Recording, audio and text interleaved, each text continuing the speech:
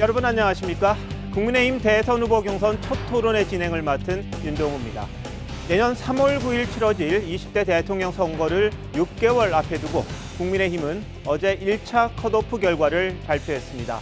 후보가 8명으로 압축이 됐는데요. 지금 저희 TV조선 스튜디오에 이 8분의 후보 모두가 나와 계십니다. 여러분 안녕하십니까?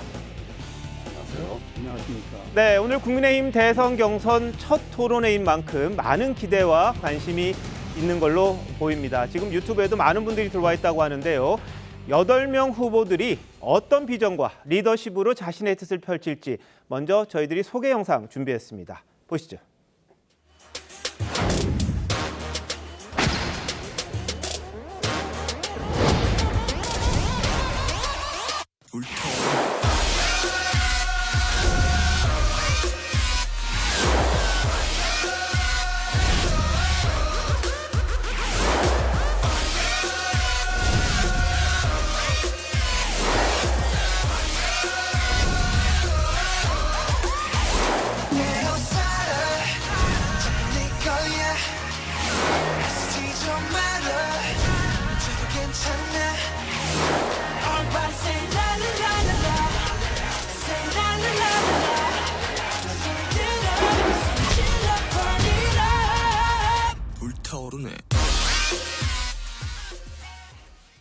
네, 누가 승자가 될지 다들 궁금하실 텐데요. 이 본격적인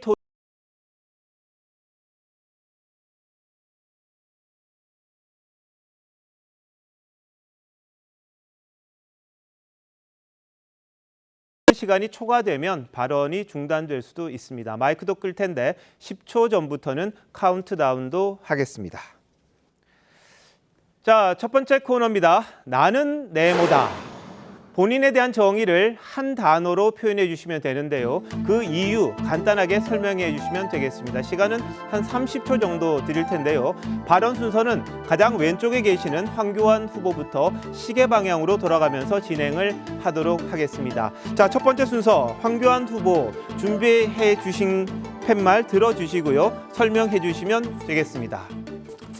네, 나는 워터젯 파워다.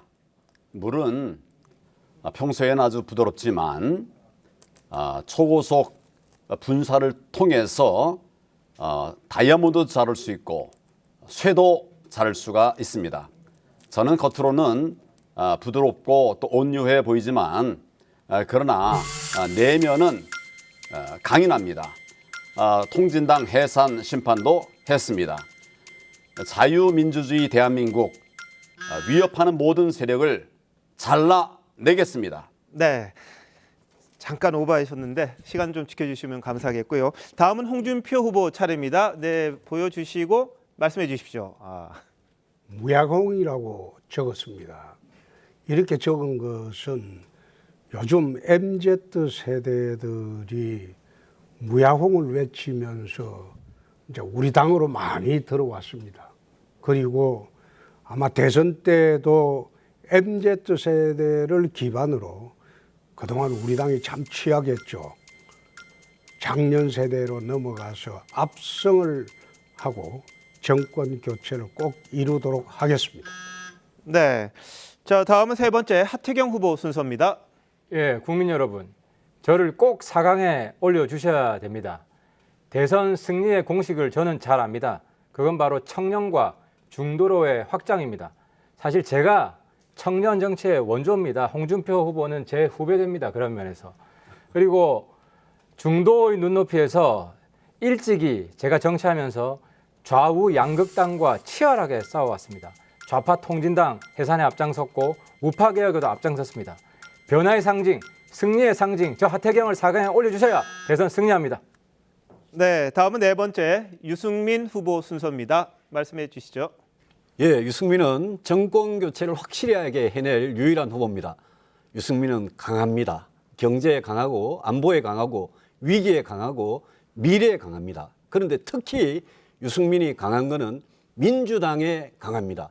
지금 민주당의 이재명, 이낙연 후보 가장 두려워하는 후보가 바로 국민의힘 유승민 후보입니다. 그 사람들은 지금 제가 아닌 다른 사람 나오면 무난히 이길 준비하고 있습니다. 저를 뽑아주시면 확실하게 정권 교체해 드리겠습니다. 네, 다음 최재형 후보 순서입니다. 네, 저는 우산입니다. 많은 분들이 힘들고 우울한 것 아무도 우산이 되어주려 하지 않기 때문입니다. 국민의 우산이 되어야 할 한국 정치, 오히려 국민과 청년을 우산으로 삼아왔습니다. 제가 우산이 되겠습니다. 저와 함께 마음껏 일하십시오. 모든 책임은 제가 지겠습니다. 네, 다음은 원희룡 후보 순서입니다. 네, 저 원희룡은 귤재앙입니다. 네티즌들이 붙여준 이름인데요. 긍정적으로 받아들이고 있습니다. 저는 민주당과 선거에서 5번 싸워서 5번 모두 이겼습니다. 민주당이 볼 때는 제가 재앙인 것이죠. 민주당 후보로 예상되는 이재명 후보에게 귤재앙의 신맛을 실컷 맛보여 드리겠습니다. 민주당이 만들 수 없는 미래, 귤재앙이 만들겠습니다. 네, 자 다음 안상수 후보 해주시죠. 저 안상수는 CEO 출신으로 인천광역시장 8년, 국회의원 3선으로서 침몰하는 대한민국, 지금 고통받는 우리 국민들을 위해서 저의 모든 역량과 리더십으로 대한민국의 모든 분야의 분들을 다 함께 조정하고 타협해서 협치를 통해서 마에스트로의 정신으로 마에스트로의 여러분과 함께 지휘하는 그러한 안상수, 마에스트로 안상수입니다. 네, 자 마지막 8번째 윤석열 후보 해주십시오. 저 윤석열은 국민의 강철입니다. 맞으면 맞을수록 더욱 단단해지고 강해지는 강철입니다. 이 정권은 저 하나만 꺾으면 집권 연장이 가능하다고 모든 권력기관을 동원해서 정치 공작을 벌이고 있습니다마는 저는 국민과 함께 반드시 정권 교체를 하여 공정과 상식에 기반해 대한민국의 번영을 반드시 이루어내겠습니다. 감사합니다. 네, 네, 잘 들었습니다. 재치 있게 잘해 주셨고요. 다음 코너 넘어갑니다.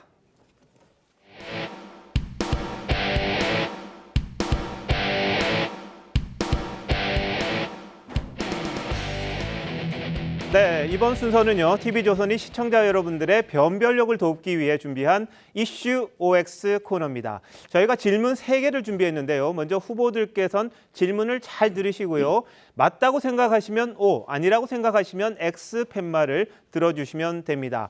답은 서로 다른 견해를 밝히신 2분 혹은 3분 후보를 진행자가 지목해서요, 30초 이내로 이유를 들어보도록 하겠는데요. 한 후보당 최소 한 번의 기회는 드리도록 하겠습니다. 자, 첫 번째 질문 가볍게 몸풀기용인데요. 이게 몸풀기용일지 심각할지는 잘 모르겠습니다. 자, 질문 들어갑니다. 이번 대선에 당내에 도움이 안 되는 후보가 있다. 있다고 생각하시면 O, 아니라고 생각하시면 X를 들어주십시오.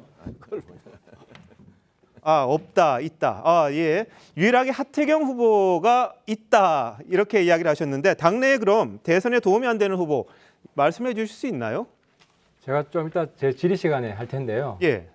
최근 행태를 보면 당 입장과 전혀 다르게 뭐 침묵을 한다든지 아니면은 당내 분란을 조장한다든지 그런 후보가 있습니다. 물론 뭐 그 후보의 모든 면이 그런 건 아니지만 그분의 발언, 그분의 행태 이런 부분들은 우리 당 내부에서도 견제를 해야 되고 쓴소리를 해야 될 것 같아서 예스를 올렸습니다. 알겠습니다. 혹시 이 부분에 대해서 말씀하시고 싶은 후보 있으시면 기회 드리고요. 아니면 다음 질문으로 넘어갈까 하는데요. X 하신 분 중에 이야기하실 분 있으시면 저한테 신호를 좀 주시겠습니까? 자, 없으시면 다른 후보들은 다 당내에 도움이 된다고 생각하시는 거죠. 알겠습니다. 자, 다음 순서로 넘어갑니다. 다음 질문인데요. 이준석 대표가 했던 말입니다. 내일이 선거면 우리는 진다. 동의하시면 O, 아니면 X. 지금 들어주십시오. 네, O가 2분, X가 6분 나오셨는데요. 자, 그러시면 자, 윤석열 후보 기회를 드리겠습니다. 이길 수 있다는 말씀이시죠? 당연히 저는 이길 수 있다고 생각을 하고요. 그리고 우리 이준석 대표의 저 얘기는 선거에 대해서 낙관을 하지 말고 늘 경계하고 튼튼하게 준비를 해야 된다. 이런 뜻으로 저는 이해하고 있습니다. 네, 알겠습니다. 자, 그리고 원희룡 후보 어떻게 생각하십니까? 예, 이번 선거는 쉽지는 않습니다. 민주당 정권이 정권을 뺏기면 자기들이 죽는다고 생각하기 때문에 별별 수단을 다 쓸 거라고 생각합니다. 하지만 민심의 정권 교체 열기는 어느 때보다도 강합니다. 그렇기 때문에 우리는 민심을 철저히 받들고 우리가 원팀이 돼서 정권 교체를 위한 대안 세력으로서 저희들이 치열한 경쟁을 통해서 내용을 잘 만들면 힘들기는 하지만 정권 교체 반드시 할 수 있다고 생각합니다. 네. 자, 그런데 유승민 후보께서는 진다 이렇게 동의를 하셨는데 그 이유 좀 설명해 주시죠. 30초입니다. 이준석 대표 말씀이 내일이 대통령 선거면 우리는 진다 아닙니까? 네. 저는 내일도 지지만 3월 9일에도 질 수 있다고 생각합니다. 이번 대통령 선거는 1% 차이의 박빙의 승부라고 저는 생각을 합니다. 왜 그러냐? 이번 선거는 이 중도층, 수도권, 청년층에서 승부가 결정이 날 겁니다. 지난 서울시장 재보궐선거에서 우리 똑똑히 봤습니다. 국민들께서 지금 우리 국민의힘에 대해서 어떻게 생각하시냐? 이거를 보면 저는 우리가 절대 방심할 수 없다라는 생각이고 대통령 선거는 인물 구도이기 때문에 어느 후보가 우리 국민의힘의 후보가 되느냐에 따라서 승패가 결정이 될 거라고 생각을 합니다. 다 됐습니다. 알겠습니다. 혹시 이 질문에 대해서 답하시고 싶은 후보 있으시면 말씀해 주시고요. 예, 안상수 후보님. 물론 저는 이제 선거를 10번 치르고 5번 당선되고 5번 떨어졌어요. 대통령 선거가 지금 5번째입니다. 전문가죠, 소위. 물론 선거를 이긴다고 생각하면 질 수도 있습니다만 그러나 정확하게 분석을 하고 판단을 해야 됩니다. 네. 경제를 이기는 선거가 없습니다. 따라서 이와 같이 경제를 엉망으로 해놓고 우리는 반드시 이긴다. 다만 우리가 좋은 후보를 단일화를 잘해서 뽑아야 된다. 그런 차원에서 여기 있는 후보들 웬만한 사람 나가도 이길 수 있다. 네, 알겠습니다. 자, 그럼 세 번째 마지막 OX 질문입니다. 자, 상대당 후보가 이재명이면 땡큐다. OX 답해 주시죠. 네, 자, 두 분만 X라고 그러셨고요. 나머지 분은 O로 이야기를 해주셨는데 기회를 다 쓰셨기 때문에 자, 이번에는 홍준표 후보부터 말씀해 주시죠. 우선 제가 나가면 인성이 좀 다르죠. 그리고 또 살아온 과정이 다르고 또 가족 공동체에 대한 인식도 다르고 네.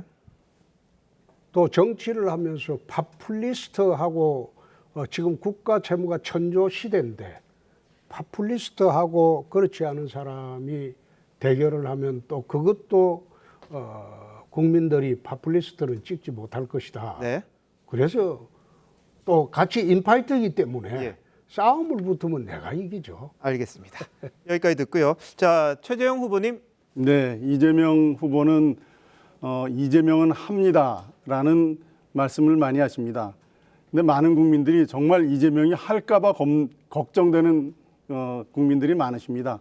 그리고 이재명 후보가 주장하는 여러 공약들, 대통령에 집권하기 위해서 나라의 미래를 팔아먹는 행태입니다. 우리 현명한 국민들께서 네. 분명히 그런 점을 아시고 예. 현명한 선택을 해주시리라고 저는 굳게 믿고 있습니다. 알겠습니다. 시간 됐고요. 마지막으로 황교안 후보님.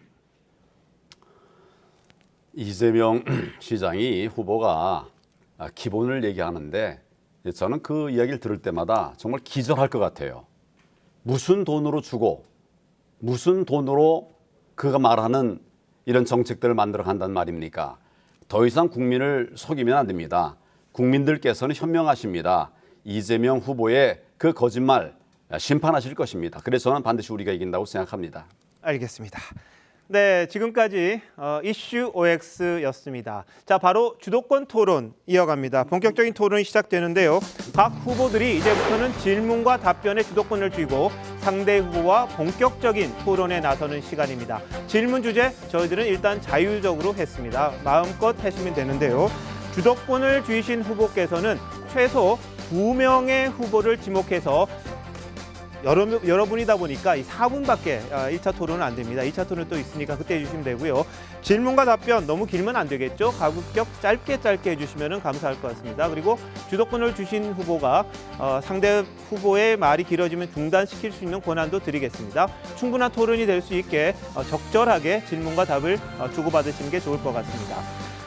토론에 앞서 매 코너의 발언, 이 당과 협의해서 순서는 정했습니다. 최대한 돌아가면서 이 중간부터 또 끝부터 이렇게 했기 때문에 감안해 주시면 될 것 같습니다. 자, 먼저 이번에는 유승민 후보부터 반시계 방향으로 돌아갑니다. 유승민 후보님, 상대 후보 지목하시고요. 예. 시작해 주시죠. 4분입니다. 네. 우리 윤석열 후보님께 질문 드리겠습니다. 처음에 간단한 거 질문 드리고요. 시간이 제한되어 있으니까 간단하게 제가 질문 드리고 간단하게 답을 드렸으면 좋겠습니다. 먼저 대통령이 왜 되려고 하십니까? 저는 우리 국민들께서 기존 그 정치권에 대해서 많이 실망을 하셨고, 그리고 제가 공정과 이 상식을 지키기 위해 살아있는 권력과 싸우는 모습을 보고 좀 무너진 이 법치와 상식을 좀 바로 예. 세워달라는 그 부름을 예. 제가 확실하게 이행할 수 있을 것 같고, 또 경제나 이런 모든 문제도 결국은 이런 예, 그 정도. 질서의 기초에서 예. 이루어져야 된다고 생각하기 때문에 예, 나왔습니다. 예, 알겠습니다. 제가 출마 선언을 보니까 국민들이 불러서 나왔다 이러시는데요. 네. 저는 윤석열 후보께서 대통령이 되겠다는 결심을 언제 하셨습니까? 퇴임 후에 좀 퇴임 후에 있다가, 하셨습니까? 예, 그러니까 있다가 했습니다. 대통령이 되겠다는 결심을 하신 지가 지금 이제 한 반년 정도 되는 겁니까? 한뭐 4, 5개월. 네. 그전에는 그러면 검사로 계실 때는 네. 대통령이 되겠다는 생각을 안 하셨고요. 정치 생각을 해본 적이 없습니다. 없고요. 네. 그러면 윤석열 후보님, 네. 대통령이 되고 나면 다음 코로나 위기 이후에 네. 경제, 안보, 복지, 노동 양극화, 인구 위기 이 해결해야 될 문제가 한두 가지가 아닌데 네. 6개월 전에 대통령이 될 결심을 하고 평생을 검사로 살아오신 분이 대통령감이 된다고 생각하십니까? 자격이 있다고 생각하십니까? 거기에 대해서 간단한 답변만 좀 듣고 싶습니다. 네, 저는 제가 대통령의 업무를 수행하는데 네. 전혀 문제가 없고, 예. 그리고 26년간의 이 검사 생활이 다양한 분야를 경험을 했기 예. 때문에 어떤 각도에서든 알겠습니다. 그 분야의 예. 정상까지 가본 예, 사람은 할 알겠습니다. 수 있다고 저는 생각합니다. 예. 네. 어제 보육공약 발표하시고 오늘 자영업자 대책 발표하셨던데요.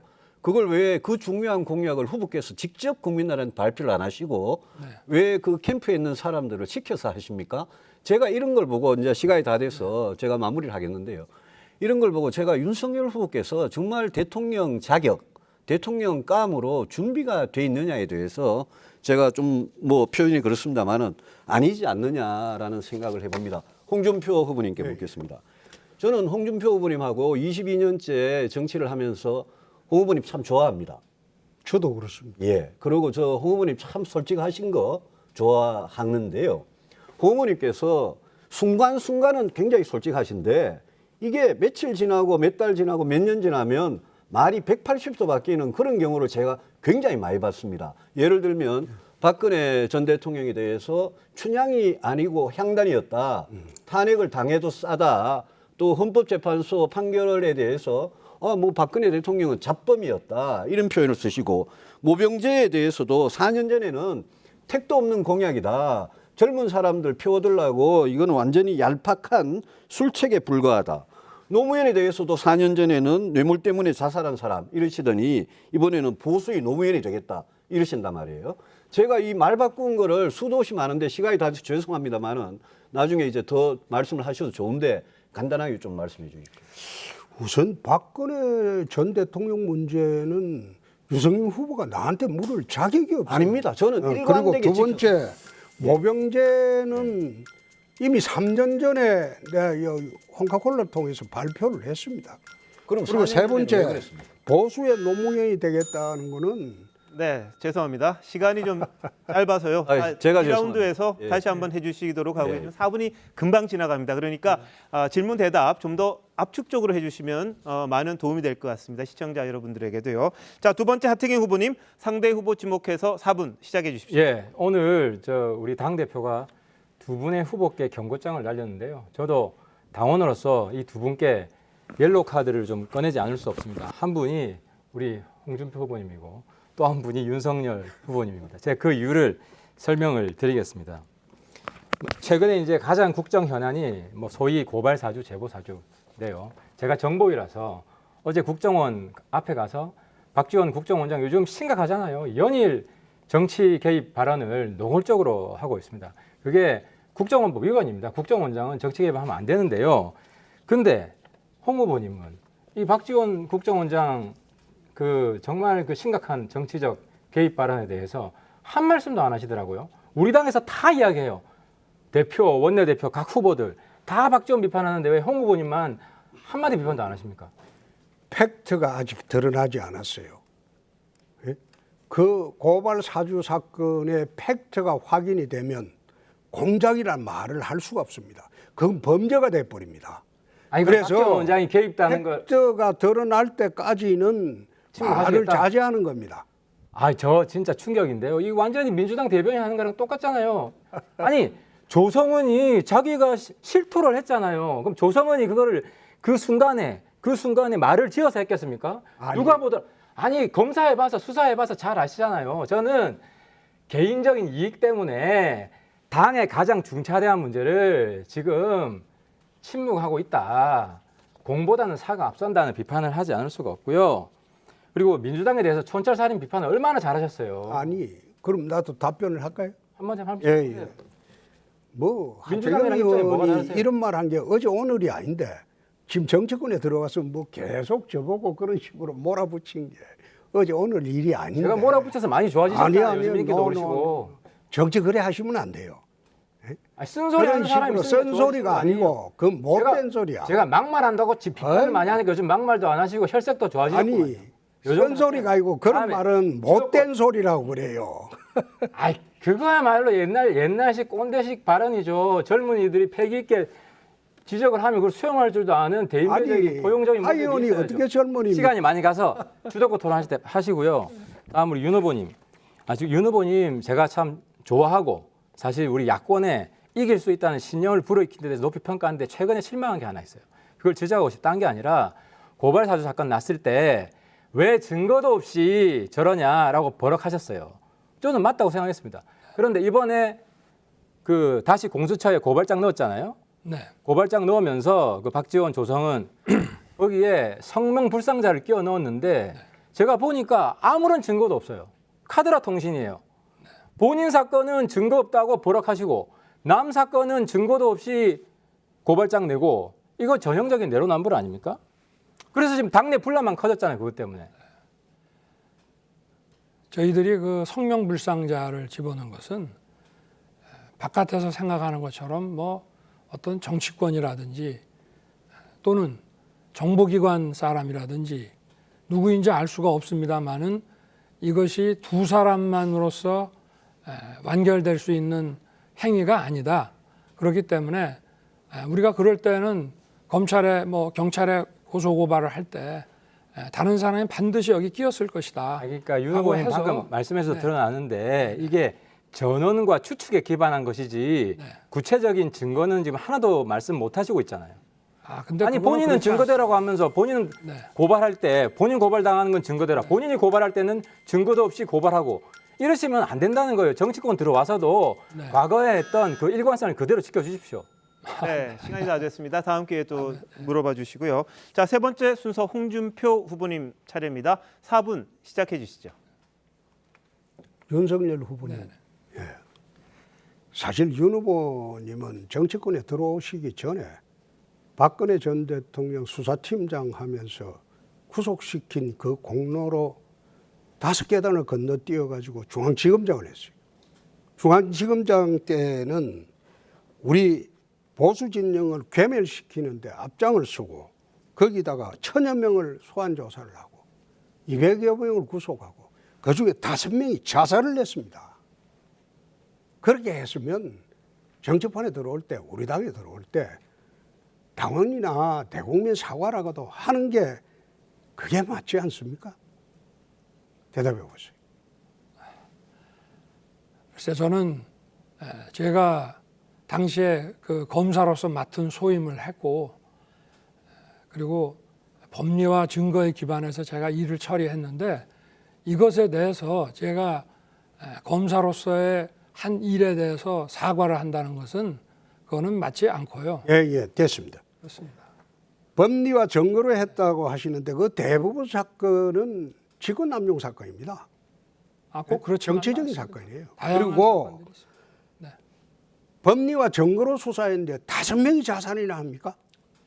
그 다섯 얼마나 명이 누구를 포악하게 말씀하시는 수사를 하셨으면 그 5명이 자살을 했을까요? 아니 그 5명이 누구를 말씀하시는 겁니까? 저는 그렇게 많은 분들이 저희 그 사건하고 관련해서 그런 극단적인 선택을 한 것은 아니라고 저는 생각하는데요. 알겠습니다. 네.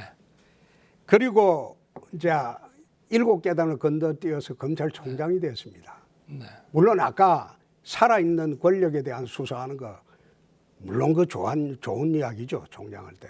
그런데 박근혜 이명박은 죽은 권력이에요. 죽은 권력을 어떻게 이래 잔인하게 수사를 합니까? 거기에 대해서 한 말씀 하시죠.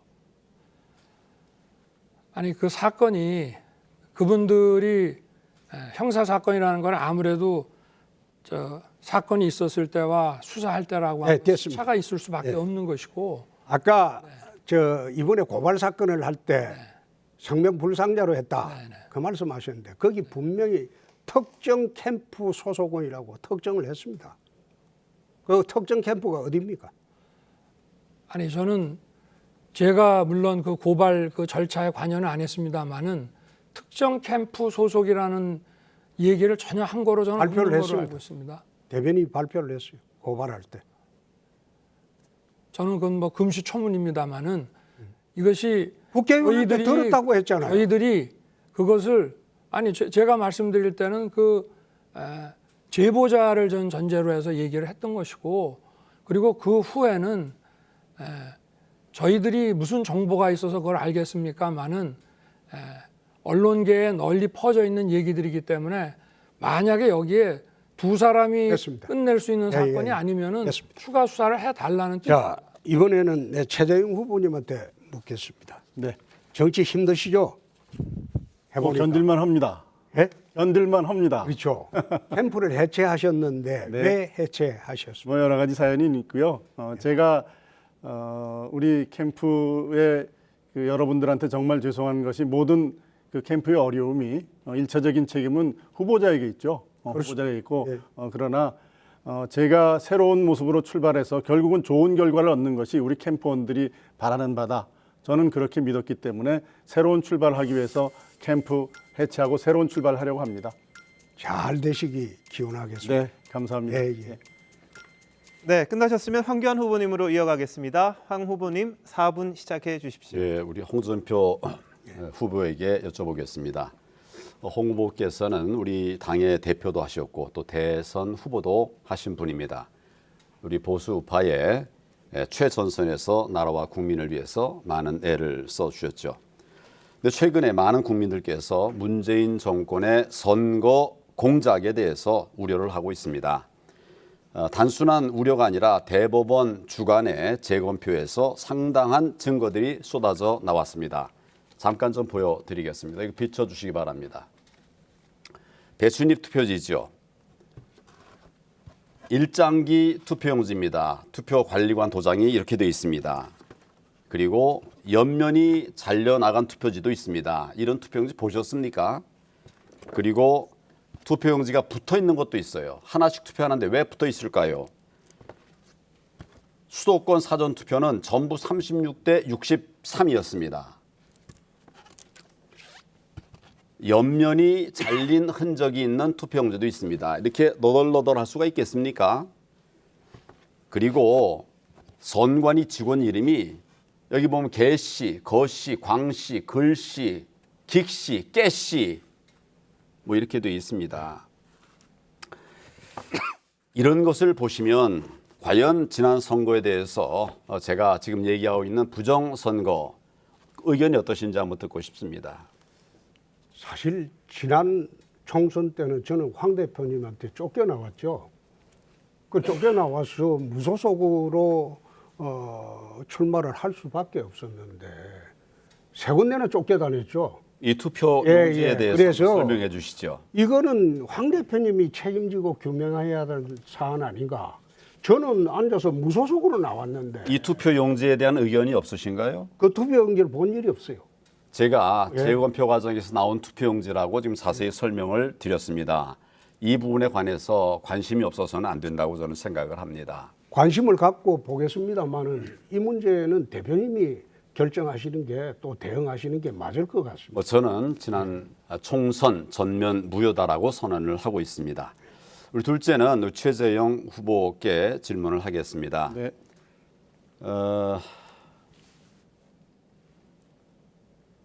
그 얼마 전에 막 감사원 사퇴를 하셨는데 그 이후에 한 달여 만에 대선 출마를 하셨습니다. 무너져가는 나라를 지키겠다. 이렇게 지켜볼 수 없다. 이렇게 말씀을 하시고 들어오셨는데 저는 입법, 사법, 행정을 거치면서 그 최고 책임자로 일을 했고 또 대통령 권한 대행으로서 위기 관리를 해온 일이 있었습니다. 그래도 쉽지 않았습니다. 그런데 부족한 국정 경험 속에서 현재의 다양한 이런 복합 위기 이것들을 어떻게 해결해 나가실 것인지 의견을 듣고 싶습니다. 황 후보께서 행정부에서 장관으로 또 총리로 또 대통령 권한 대행으로 정말 많은 일을 해오셨습니다. 황 후보께서 정말 앞으로 국정을 이끌어 나갈 훌륭한 후보시고 충분한 역량이 있다는 걸 제가 잘 알고 있습니다. 저 역시 오랜 생활, 판사 생활하면서 사회의 구석구석 잘 살펴봤습니다.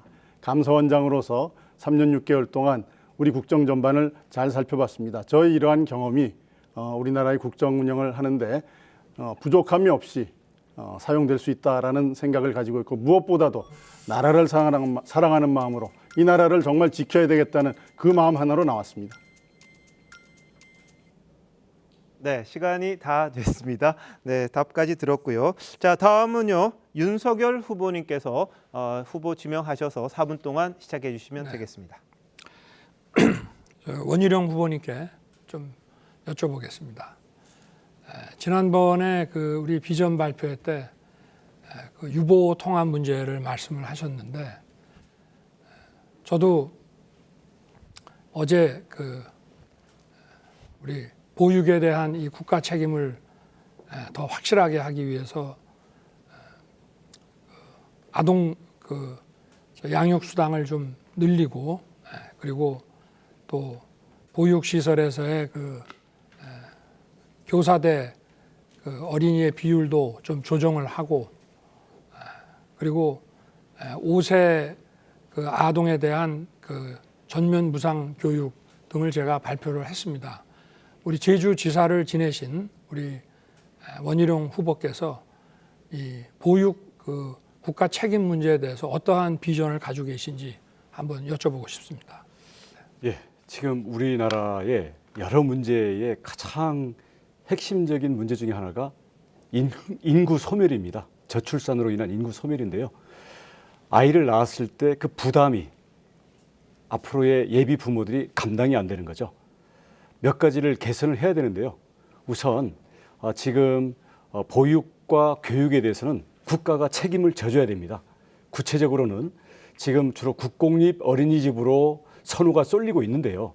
전체적으로 보육 교사의 문제라든지 보육 프로그램 문제를 전반적으로 질을 높여가지고 안심하고 국가가 책임지는 보육을 해야 되고요. 여기에다가 부모들의 육아휴직 시에 이에 대한 소득 보장을 해줘야 됩니다. 그리고 윤 후보님께서 말씀하신 것처럼 아이들을 낳았을 때는 아동수당뿐만 아니라 주거 안정, 내 집 마련에 대해서도 획기적인 혜택을 주어야만 우리 출산과 보육의 문제를 해결할 수 있고요. 이게 해결이 안 되면 미래의 대한민국은 없다고 생각합니다. 네. 그럼 우리 인천시장을 지내신 우리 안상수 후보님께 좀 여쭤보겠습니다. 지금 이 코로나로 인해서 자영업자, 소상공인들의 삶이 피폐하고 최근에는 정말 극단적인 선택을 한 분들이 계속 나오고 있습니다. 근데 이 현 정권은 소위 보편 그 지원이라고 해서 이 재난지원금을 피해를 입지 않은 사람에게도 나눠주면서 정작 엄청난 피해를 입은 사람들에게 제대로 지원을 해주지 못하고 있습니다. 그래서 저는 지난번에도 말씀드렸고 오늘도 제가 조금 전에 그 공약 발표를 했습니다마는 금융지원과 세제지원 그리고 약 43조의 예산을 확보해서 보상 지원하는 방안을 발표를 했는데요. 우리 자치단체 장을 지내신 우리 안상수 후보께서 이렇게 절벽에 떨어지기 일보 직전에 있는 또 이렇게 좌절해 있는 이분들을 위해서 정부가 어떤 일을 해야 되는지 그 방안과 비전에 대해서 좀 소견을 좀 듣고 싶습니다. 네. 시간이 좀 짧아서 아무튼 지금 윤석열 후보의 공약은 일리가 있다고 봅니다. 다만 이것은 사후적인 얘기고 사전적으로 이제 위드 코로나 정책을 우리가 추진을 해야 됩니다. 우리 기저병 환자들이라든지 노약자들은 특별 관리하고 양성된 분들은 정부에서 연수원 등을 이용해서 시설도 잘하고 또 전문가들 배치하고 또 20만 우리 간호부대를 육성을 해서 그분들을 직접적으로 관리하면서 거리두기라든지 이러한 일상생활 아쉽습니다만 시간이 좀 자영업자들의 경우에는 좀 이 정도로 거리두기를 하시는 걸로 알겠습니다. 예, 좀 자, 완화해야 다음은요. 됩니다. 안상수 후보님 순서인데요. 4분 시작해 주시죠. 네네. 그 말씀을 마저 그러면 하면은 네네.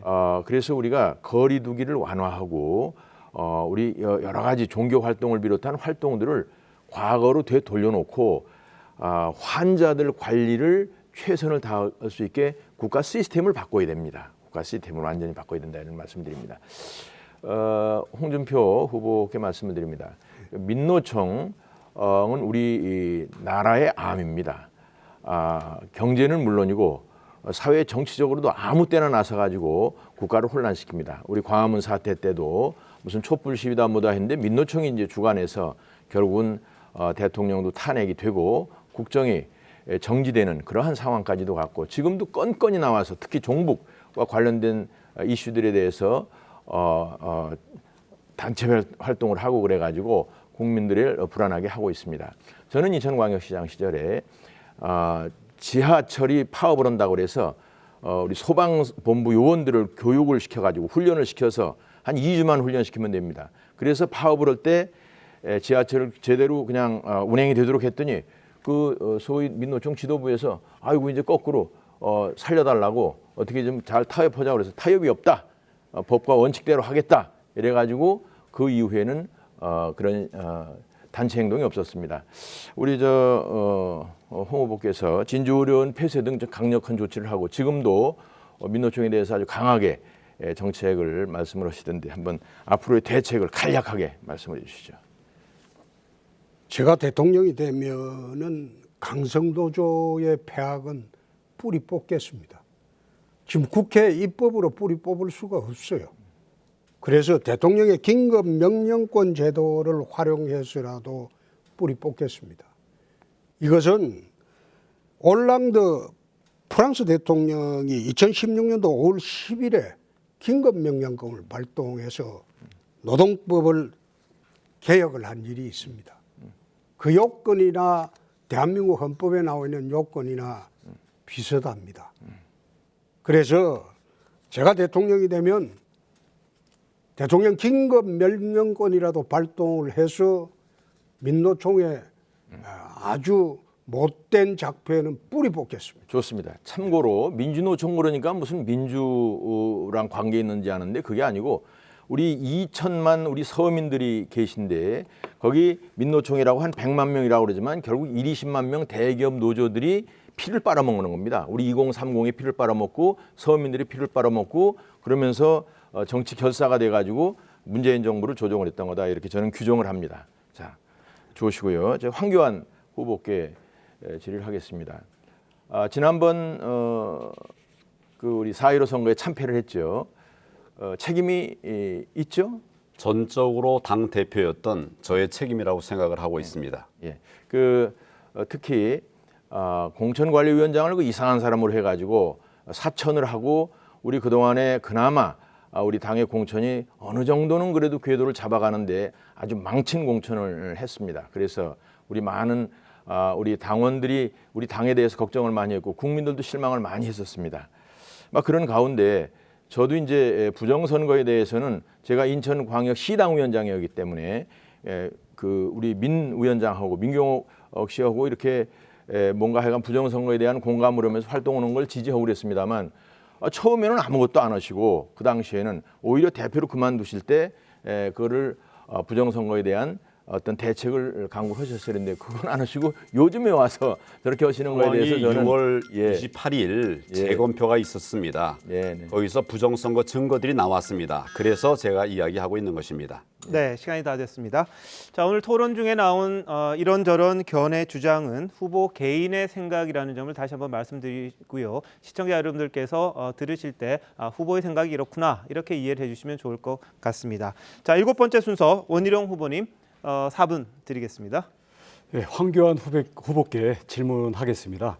매번 우리 토론이나 발표가 있을 때마다 부정선거 말씀을 하시기 때문에 제가 한번 우리 원팀을 위해서도 짚고 넘어가야 된다고 생각을 했습니다. 우리 황교안 대표님께서는 그렇게 부정선거를 많이 문제제기를 하는데 민주당이나 청와대가 이에 대해서 반응을 안 하는 이유가 뭐라고 생각하십니까? 가장 아픈 부분이죠. 그런가요? 거론되는 것조차 어렵고 힘들어 하겠죠. 제가 볼 때는요. 이것은 가만 놔두면 우리 야권의 내부 분열로 자동으로 이어지기 때문에 청와대와 민주당은 즐기고 있다고 생각합니다. 물론 이 부정선거에 대해서는 현재 특히 우리 야권의 많은 우리 지지자들은 어떤 분들은 믿음의 영역에서 또 어떤 분들은 의혹에 대한 검증 차원에서 문제의식을 갖고 계십니다. 특히 자발적인 의혹의 검증에 대해서는 권력에 대한 견제 노력으로서 저는 깨어있는 시민의 정당한 움직임이라고 생각을 합니다. 하지만 이것을 우리 야권 내에서 논의를 하면서 자꾸 믿음의 영역으로 이것을 제기하고 이걸 이렇게 몰고 가려고 하면 결국은 정권 교체에 야권 분열로서 바람직하지 않다. 이런 면에서는 앞으로 이런 방식의 접근은 좀 지양하는 게 어떨까 생각하는데요. 어떻습니까? 저는 사법 정의의 관점에서 말씀을 드리는 겁니다. 믿음의 관점이 아니라 증거의 관점에서 말씀을 드리는 것이고요. 제가 아까 6.28 잠깐 얘기하다 말았습니다마는 6.28 재검표라고 하는 것은 엄청난 의미가 있는 것입니다. 유권자가 직접 투표를 했고 그것을 개표했다가 봉한 것을 재검표한 것이죠. 거기에서 아까 제가 보여드린 말도 안 되는 정말 명백한 부정선거의 증거물들이 나온 것입니다. 이런 증거물들을 토대로 제가 얘기하는 것이지 어떤 확신이나 또는 믿음 이런 관점에서 말씀드리는 것이 아니라는 것을 분명히 말씀을 드립니다. 예, 우리 야권의 내부의 분열로 되거나 아니면 우리 미래의 정권 교체 후에 국민의 비전에 대한 그런 논의를 이걸 또 덮는 그런 우를 범하지 않도록 했으면 하는 바람입니다. 불법 두 번째로 선거에 대해서 됐습니다. 못하면 우리 홍준표 후보에게 없습니다. 질문 드리겠습니다. 그 이영돈 PD 며칠 전에 본부장으로 지명을 했다가 몇 시간이 안 돼서 여론이 안 좋아서 취소를 했습니다. 온 국민이 알고 있는 자영업자의 킬러입니다. 근데 이런 분을 알고도 뽑으신 거라면 자영업에 대한 관심이 없다고 보여지고요. 만약에 이것을 알고도 뽑으신 거라면 사람 보는 안목 그리고 앞으로 이런 안목을 가지고 어떻게 이 나라 운영을 하면서 좋은 사람들을 잘 선별해서 팀을 구성할 수 있는지 이 점에 대해서 지적하지 않을 수 없습니다. 그 말씀 맞습니다. 저는 그분 행적을 몰랐습니다. 모르고 누가 추천해서 제가 직접 전화를 했거든요. 그래서 오신 분인데 1시간도 안 돼서 난리가 났어요. 직접 전화가 오고. 그래서 이거 빨리 이거는 수습을 해야 되겠다. 그래서 그분한테 다시 전화를 드려가지고 이거 반발이 심해서 안 되겠다. 그래서 양해를 구하고 보류를 했습니다. 인사를 그렇게 졸속으로 했다가 여론이 안 좋으면 바로 취소하는 게 문재인 정권의 인사와 뭐가 다릅니까? 그거는 다르죠. 그거는 검증 시스템이 있고 지금 제가 그 검증 시스템이 어디에 있습니까? 이영돈 PD에 대해서는요, 온 국민이 대부분 다 알고 있는 사항입니다. 홍준표 후보께서 관심을 평소에 안 갖고 있다고 볼 수밖에 없는데요. 어떻습니까? 그랬겠죠 뭐. 다른 일이 바빴어. 자영업에 대해서 좀 더 관심 가져주시기 바랍니다. 자, 여기까지 하도록 하겠습니다. 시간 다 됐고요. 마지막입니다. 최재형 후보님 4분 드리겠습니다. 지목해서 시작해 주시죠. 홍준표 후보님께 질문하겠습니다. 강성 귀족노조에 대한 강한 제재 그리고 노동위원회를 관철시키기 위해서 대통령이 긴급 재정경제명령권을 사용한다고 그러셨는데요. 물론 프랑스의 유사한 제도를 프랑스 대통령이 그걸 사용한 전례가 있다고 하시는데 우리 법률 헌법에 규정된 긴급 재정경제명령권은 내후 외환, 천재지변, 중대한 재정경제상의 위기, 또 긴급한 조치가 필요한 경우 이렇게 한정이 되어 있는데요. 예. 이런 요건에 과연 해당되는 것인지 물론 홍 후보께서 말씀하시는 그 취지는 잘 알겠으나 이 법의 범위 내에서 해결해야 되는 문제를 초법적인 그러한 의견을 가지고서 접근하시는 것이 아닌지 하는 우려가 있습니다. 이에 대해서 말씀해 주시죠. 여기 긴급 재정명령권 보면 중대한 재정 경제상의 위기에 있어서 공공의 안정 질서를 유지하기 위하여 긴급한 조치가 필요할 때라는 조항입니다. 그게 천재, 지변, 내후, 외환만 있는 게 아니고 얼마든지 이게 가능한 겁니다. 옛날에 YS가 실명제 실시할 때 그때 긴급 재정명령권을 행사를 했어요. 그러고 난 뒤에 사후 입법을 했습니다. 그래서 이런 문제는 76조에 해당이 되죠. 다시 한번 물어보시죠. 국회가 소집하기 어려운 그러한 경우도 조건이 되는데요. 지난번에 YS가 긴급 재정명령권 행사해서 실명제 도입할 때 국회 소집 어려웠다 이 말을 한 일이 있습니까? 그럼 그렇지 없어요. 과거에 그런 것이고 그거는 정치적 판단이에요. 법의 정치적 판단으로서 하여튼 그렇죠. 법의 규정을 초월할 수 있다 이런 그렇습니다. 의견이신 모양이죠. 예. 예, 잘 알겠습니다. 그다음에 유승민 후보께 질문하겠습니다. 유승민 후보께서 말씀하시는 그 노동시장의 이중 구조, 즉 정규직과 비정규직의 임금 차이를 줄여야 한다. 이런 의견 가지고 계시죠. 네네. 네, 그런데 여기서 가장 큰 문제는 여기에 저항하는 강성노조의 문제가 있다고 저는 봅니다. 이 강성노조의 이러한 그 저항을 어떻게 해서든지 해결해야 될 텐데 이 부분에 대해서 우리 유 후보께서 어떤 대안을 가지고 계신지 한번 좀 말씀해 주시죠. 저는 강성 귀족 노조, 기득권 노조에 대해서는 그 사람들이 불법 행위를 저지를 때는 정말 엄정하게 처리하려고 합니다. 문재인 정부는 민노총이 불법 시위를 해도 제대로 대응을 안 하고 있습니다. 그런데 제대로 법 집행을 하는 그런 정부가 들어서면 민주노총이든 정교조든 저는 그분들이 불법 행위에 대해서는 엄단하겠습니다. 다만 저는 민주노총이나 정교조나 한국노총이나 공노총이나 이 모든 노동조합 조직들이 저는 대화의 상대라고 생각합니다. 이거를 우리 홍준표 후보님 같이 무조건 뿌리를 뽑겠다. 또 4년 전에는 이걸 해체시키겠다. 긴급 재정경제명령권까지 동원하겠다 이러는데 잘 알겠습니다. 예. 저는 이제 그거는 그 잘 이해를 정도하고 제가 못하겠습니다. 다른 분께 질문을 하죠. 윤석열 후보께 네. 질문하겠습니다. 저는 이제 그 윤 후보께서 이 나라의 여러 가지 그 잘못된 것들을 보시고 나라를 또 바로잡기 위해서 나오신 것에 대해서 경의를 표합니다. 그래서 우리나라가 정권 교체 물론 필요하죠. 그러나 정권 교체를 넘어서 정치의 전반적인 변화가 필요하다. 그렇게 생각을 하고 있고 이 정상 국가를 정권 교체를 해서 정상 국가를 만들 때 새로운 그 정치 교체가 필요하다는 그런 생각을 가지고 있는데 윤 후보께서도 같은 생각을 가지고 계신지 또 어떻게 할 것인지 좀 말씀해 주시죠. 저는 이 개혁이라든가 이런 문제가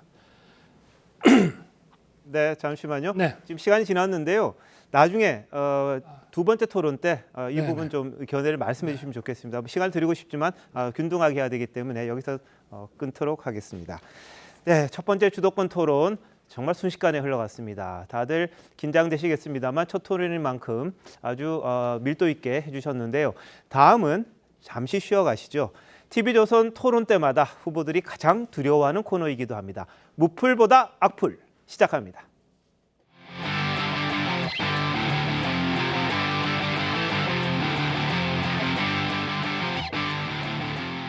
네, 요즘 네티즌들은요, 온라인상에서 정치인의 이미지나 정책, 이력 등을 댓글로 평가하거나 비판하는 경우 많습니다. 마음 상하시겠죠. 하지만 정치인에게는 무풀보다는 악풀이 낫다 이런 말도 있습니다. 그래서요, 저희들이 인터넷상에 올라와 있는 비판적인 댓글 2개 정도를 뽑았습니다. 마음이 좀 아프실 수도 있습니다만 한번 들어보시고 본인이 여기에 대해서 해명을 하시면 오히려 또 자신에 대한 홍보가 될 수도 있을 것 같습니다. 발언 시간은 40초 드릴 텐데요. 제가 어떤 악플이 올라와 있는지 설명을 먼저 드리겠습니다. 순서는요, 윤석열 후보를 시작으로 반씩의 방향으로 돌아갑니다. 자, 먼저 윤석열 후보님 이렇게 와 있습니다. 추미애한테 술 한잔 사야지. 아니, 지금은 박지원인가? 이 반사익만 본다. 이런 취지로 지금 댓글을 달아준 것 같고요. 두 번째, 조국만큼만 검증해라. 반만 해도 가족 털면 다 나오는 것 아니야? 이런 게 나와 있거든요. 자, 40초 해명해 주시죠. 해명할 거는 없고요. 첫 번째는 뭐 많은 분들이 저렇게 생각하는데 저도 뭐 크게 반대하지는 않습니다.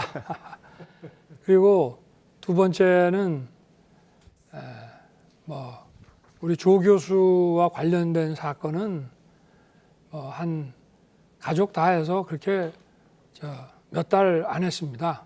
근데 저희는 지금 1년 6개월이 넘도록 반부패부를 동원해서 뭐 얼마 인력이 투입됐는지도 모르게 지금 하고 있는데 아직까지 별로 나온 것도 없고 그래서 이게 선거에 이용하기 위해서 이렇게 계속 가는 게 아니냐 이런 생각하고 있습니다. 알겠습니다.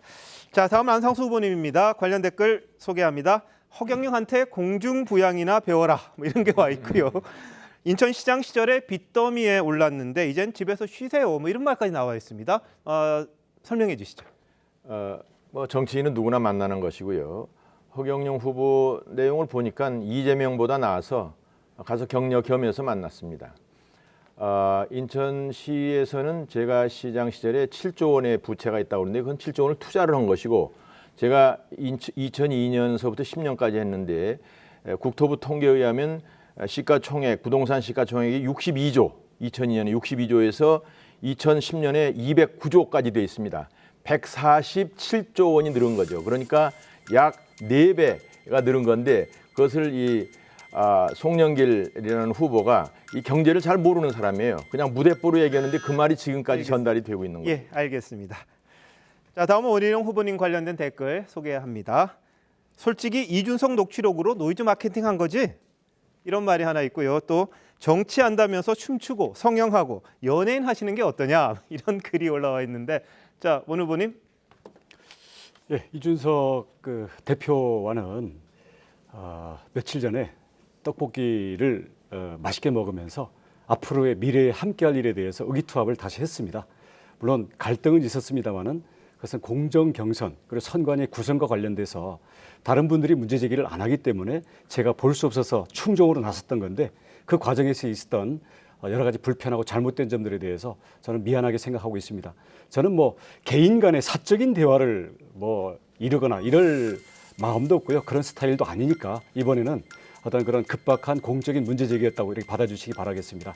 그리고 정치인은 대중들과 늘 가까이 다가가야 된다고 생각합니다. 네, 알겠습니다. 자, 다음은 최재형 후보님 관련된 댓글인데요. 사진 한 장이 화제가 됐었죠. 곧 추석인데 가족들 모여서 애국가 사절 불러야 하나요? 이런 게 하나 있고요. 모범생이 정치하면 물 먹고 불량 학생 될 수도 있다. 이런 지적도 있습니다. 최 후보님 말씀해 주시죠. 네. 가족들이 모여서 애국가 사절을 부르는 거 뭐 각 가족들이 알아서 선택하실 문제죠. 아마 저거는 낯설은 모습을 보셨기 때문에 그런 말씀을 하신 것 같은데 나라를 사랑하고 나라에 대한 고마운 마음을 표현하는 것이다. 이렇게 이해해 주시면은 뭐 충분히 그거는 국민들께서 이해해 주시리라고 생각을 합니다. 모범생이 정치하면 물 먹고 불량 학생이 된다. 저는 뭐 앞으로 이 정치 우리나라의 정치가 모범적인 정치가 되는데 모범생이 정치해야 될 부분도 있다고 생각합니다. 우리나라의 정치, 모범적인 정치가 돼야 되겠습니다. 여기 정치 선배들 많이 계시지만 우리 국민들 기존의 정치 좀 지긋지긋해 하거든요. 모범적인 정치를 했으면 좋겠습니다. 네, 수고하셨습니다. 다음 유승민 후보님인데요. 자, 한 번 배신자 또 배신한다. 데리고 온다는 중도 어디 가슈? 이런 게 하나 있고요. 노잼이다. 그냥 경제 전문가로 나서지. 이런 댓글인데요. 말씀해 주시죠. 저 배신자 저것 때문에 제가 참 고생 많이 했습니다. 근데 저는 한 번도 나라와 국민을 배신한 적이 없습니다. 제가 배신자라면 그러면 최순실이 충신입니까? 저는 절대 그렇게 생각하지만 그거는 저 양심과 소신에 따라서 제 신념을 가지고 탄핵을 한 거고 그 이후에 정치적인 여러 가지 핍박, 어려움을 제가 고스란히 그대로 감당하고 있습니다. 저는 한 번도 이 일에 대해서 말을 바꿔본 적이 없는 사람입니다.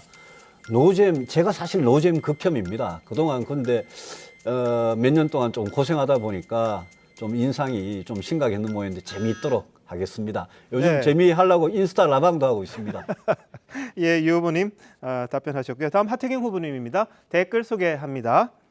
오로지 남이 하는 말만 주구장창 물고 늘어지느냐. 그리고 너 자신을 알라. 대통령 아무나 하나. 이런 댓글이 올라왔네요. 예, 그래도 별로 뭐 충격적이지 않은 댓글이어서 다행입니다. 제 소신이 분명하고요. 그리고 제가 10년 동안 정치하면서 좌우 양극단과 치열하게 싸워왔습니다. 특히 보수 내에서도 내로남불하면 안 된다. 제가 방금 두 후보한테도 쓴소리를 한 것은 그래야 우리 당이 이길 수 있습니다. 이중잣대, 이중기준으로 저당 비판하는 잣대가 우리 당에 적용되지 않는다면 국민들은 우리 당 믿지 않습니다. 그래서 그런 소신으로 해왔고요. 제가 이번에 제일 젊은 후보긴 합니다. 하지만 유럽 기준으로 보면 30대, 캐나다도 30대 대통령이 나오는데 제가 조금 있으면 50대 중반을 바라봅니다. 그리고 10년 동안 정치하면서 많은 준비했습니다. 네, 알겠습니다. 다음 홍준표 후보님입니다. 댓글 소개합니다. 그렇게 말아먹고 또 나왔나? 은근 여당 후보인 듯. 뭐 이런 게 하나 있고요. 부인한테 집사람이 뭡니까? 역시나 꼰대 느낌. 이런 댓글이 있네요. 한번 말씀해 주시죠. 다 받아들이겠습니다. 그리고 앞으로 참고하도록 하겠습니다. 대통령이 되었어도 국민의 쓴소리를 다 듣겠습니다. 이상입니다. 네, 짧게 해주셨네요.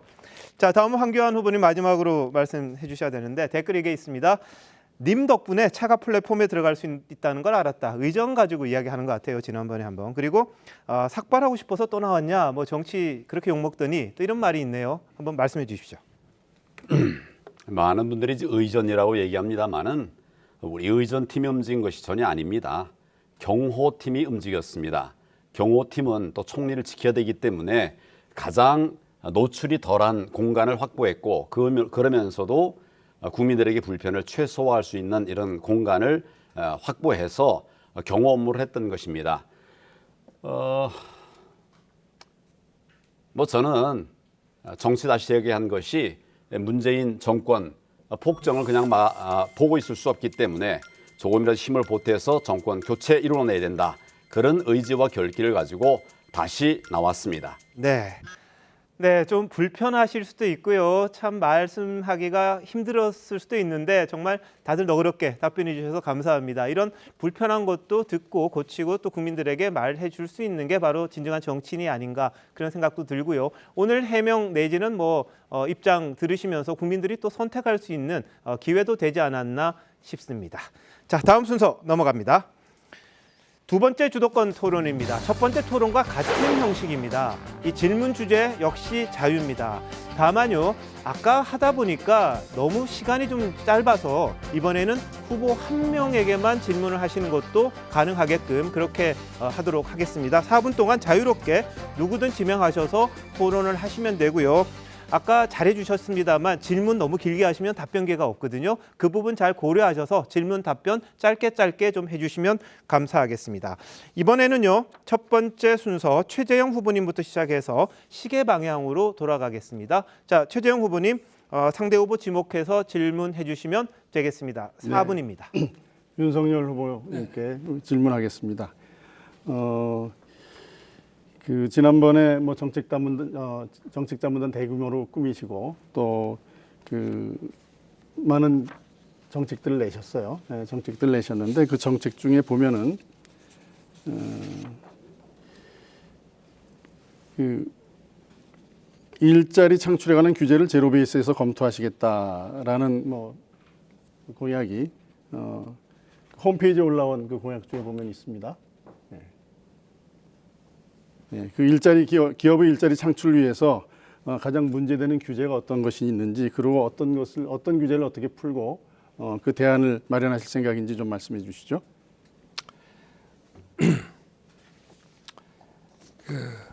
뭐 대표적으로 볼 때는 이런 인허가에 관련된 규제들이 많이 있습니다. 그래서 그리고 기업이 대출을 받아가는 뭐 이런 금융에 관해서도 또 여러 가지 규제들이 있고, 뭐 금융산업 하나만 놓고 보더라도 지금 자본시장법이 이런 지금 네거티브 규제로 제대로 돼 있질 않아서 이 규제만 좀 잘 정리를 해도 약 한 80만 개의 금융산업 일자리가, 양질의 일자리가 나올 수 있고요. 그리고 우리 그 기업의 발전을 가로막는 그 인허가들을 좀 세부적으로 검토를 하면 굳이 필요가 없는 것들이 굉장히 많이 지금 발견이 되거든요. 네, 그럼 다음 질문 또 네네. 여쭙겠습니다. 지난 대선에 나온 공약인데요. 최저임금을 2020년까지 1만 원으로 올리겠다. 네. 또 기업이 비정규직 고용을 제한하고 법인세를 인상하겠다. 소득세 인상하고 또 재산세를 올리겠다. 외고 자사고 폐지하고 신규 원전 짓는 것 자제하고 단계적으로 탈원전 추진하겠다. 이거 누구 공약인지 혹시 아시나요? 글쎄 민주당 공약 같기도 하지만 또 우리 당의 자유한국당 후보의 공약도 일부 있는 것 같고 좀 그렇습니다만 네, 정확히는 잘 모르겠습니다. 아마 우리 유승민 후보께서 지난 그 대선 때 말씀하셨던 그 공약인데요. 이게 그 보수 대선 후보자가 밝히기엔 너무 이 좌파적인 그런 색깔이 있고, 특히 뭐 지난번에 해명을 하셨습니다만은 그 최저임금 이거는 그야말로 우리 경제에 큰 그 어려움을 초래한 그런 것들이었는데, 이 부분에 대해서 우리 유승민 후보께서 어떤 생각을 가지고 계신지 말씀해 주시죠. 예, 갑자기 윤석열 후보님한테 묻다가 저한테 우린 고맙습니다. 해명할 기회를 주셔서. 신규 원전에 대해서는 그거는 제가 원전의 안정성이 그 당시에 경주 양산 지방에 지진이 있었습니다. 많은 국민들께서 원전의 안정성을 걱정하실 때입니다. 그래서 신규 원전 건설을 그거를 좀 보류하고 원전의 안정성을 점검하겠다, 이런 차원이었고, 저는 탈원전이라는 표현을 한 번도 쓴 적이 없다는 말씀을 분명히 드리고요.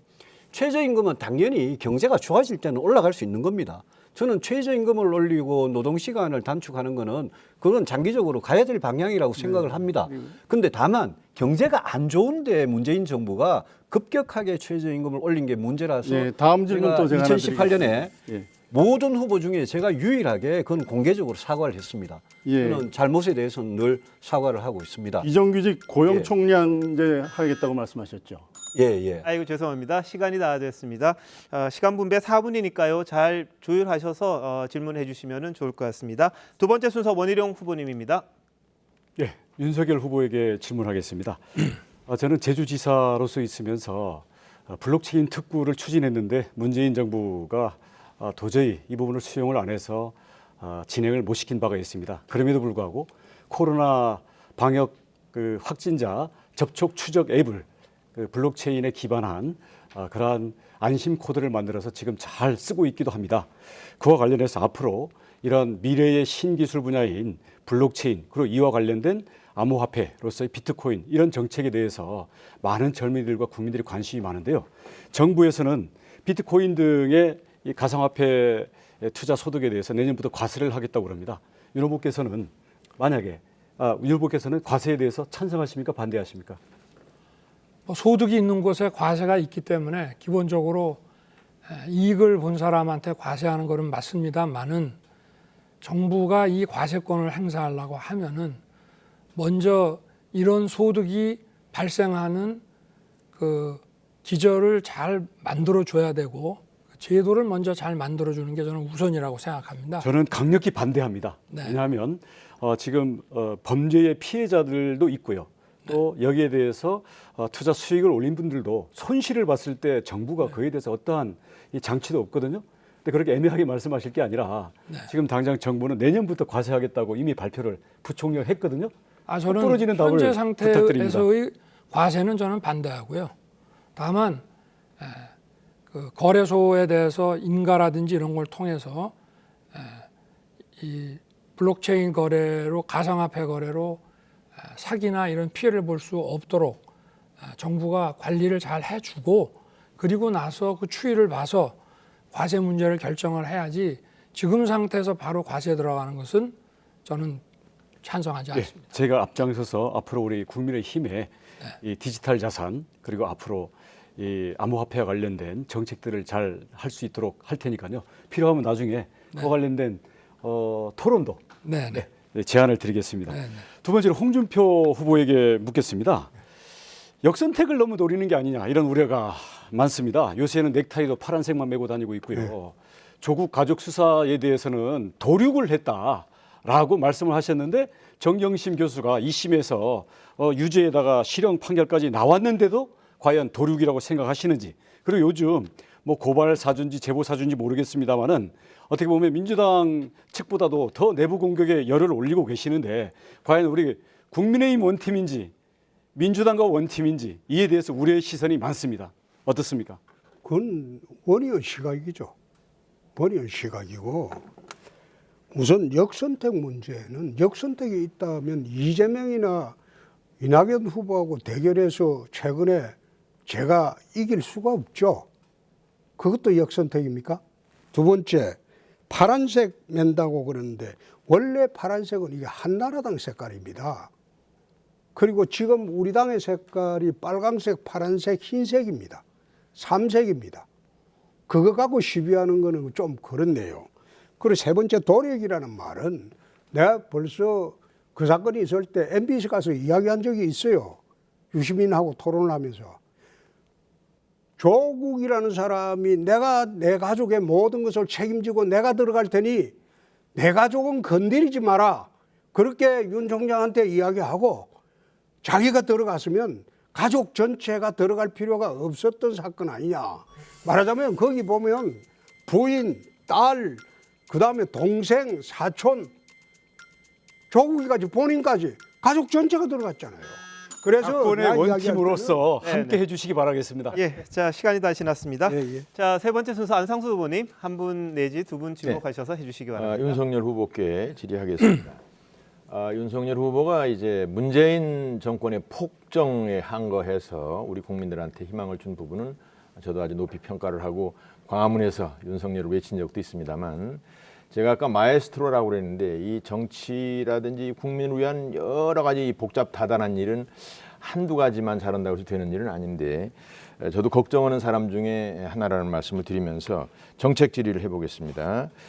부동산 공약에 있어서 역세권 신혼부부한테 10만 호씩 공급하기로 했고 30만 호의 원가주택을 공급하겠다는 계약 있었죠. 역세권은 20만 호고요. 예. 원가는 30만. 그래서 간단하게 이 방법이랄까 이것에서의 어떤 그 가격을 대개 어느 정도로 생각을 하신 건지. 일단 그 원가 주택은 한 시가의 50% 정도로 보고 있고요. 역세권은 토지 임대부로 해서 한 60-70% 정도로 보고 있습니다.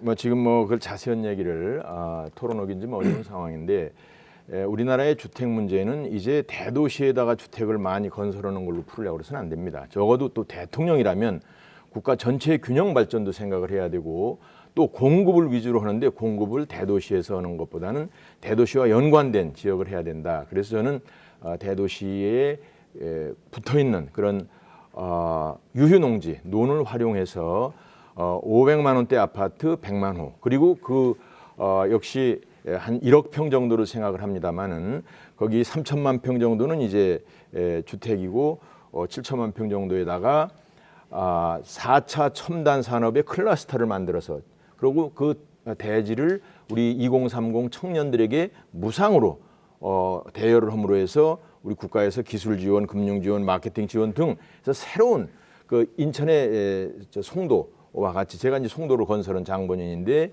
송도와 같이 이렇게 새로운 도시를 만들어서 공부하는 것이 좋겠다 이런 구상과 계획을 가지고 있고 뭐 안상수가 하면 뭐 5년이면 다 해결이 됩니다. 우리 시장님 말씀에 저도 동의하고요. 예. 원가 주택도 그런 그 수도권 인근에 그 신도시라 이런 걸 좀 개발을 해서 교통망을 확충해서 하는 것도 포함되어 있습니다.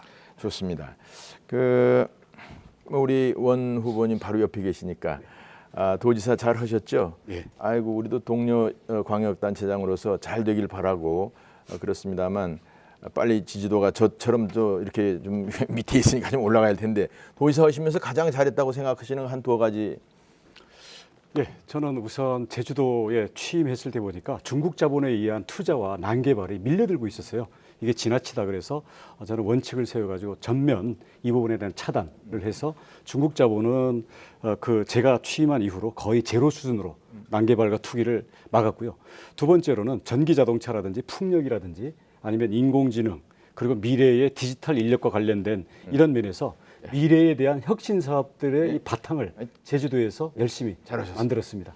저는 이제 인천광역시장 시절에 바다를 메워서 송도 국제도시를 만들었죠. 그게 1,000만 평이 넘습니다. 여의도의 10배죠.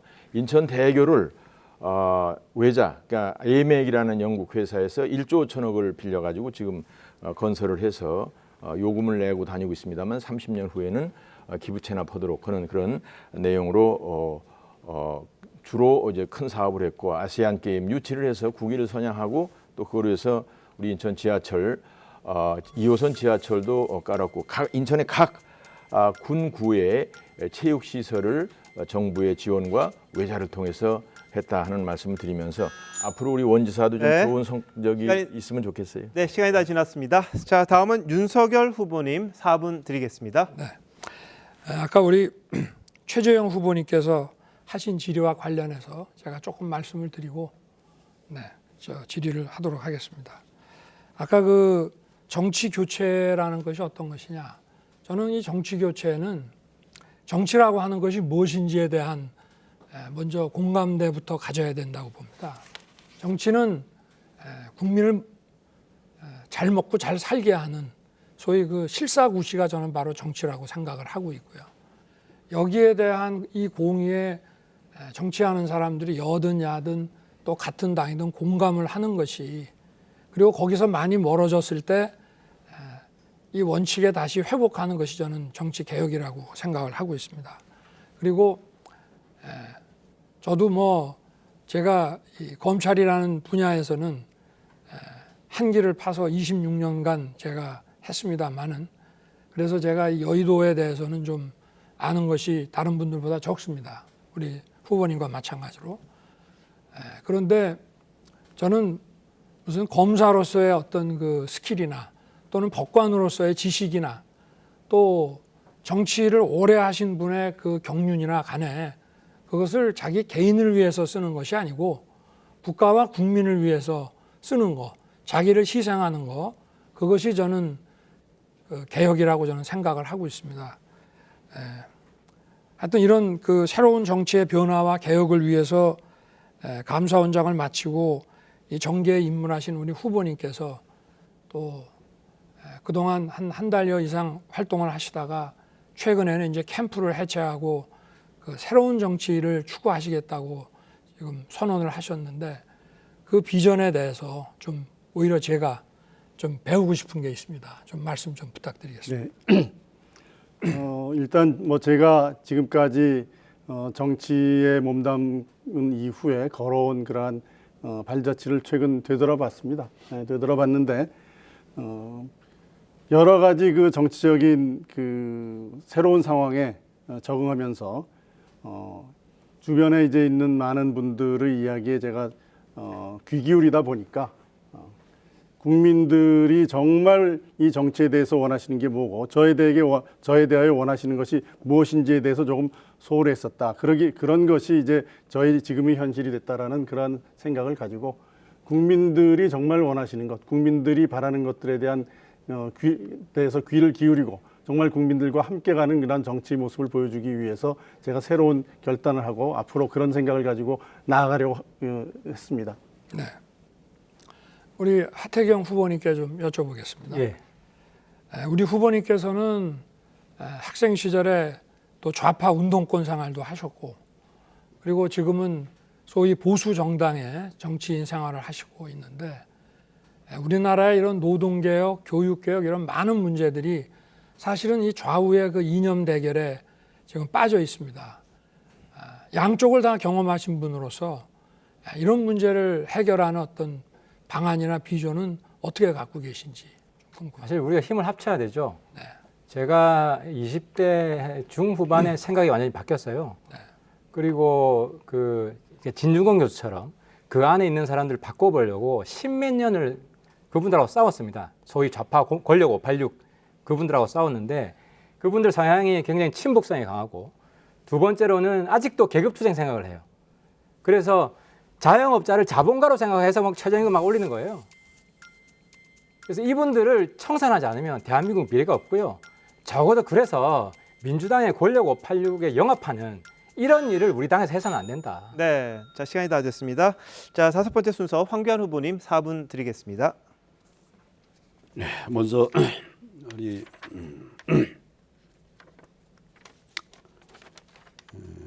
윤석열 후보께 여쭤보도록 하겠습니다.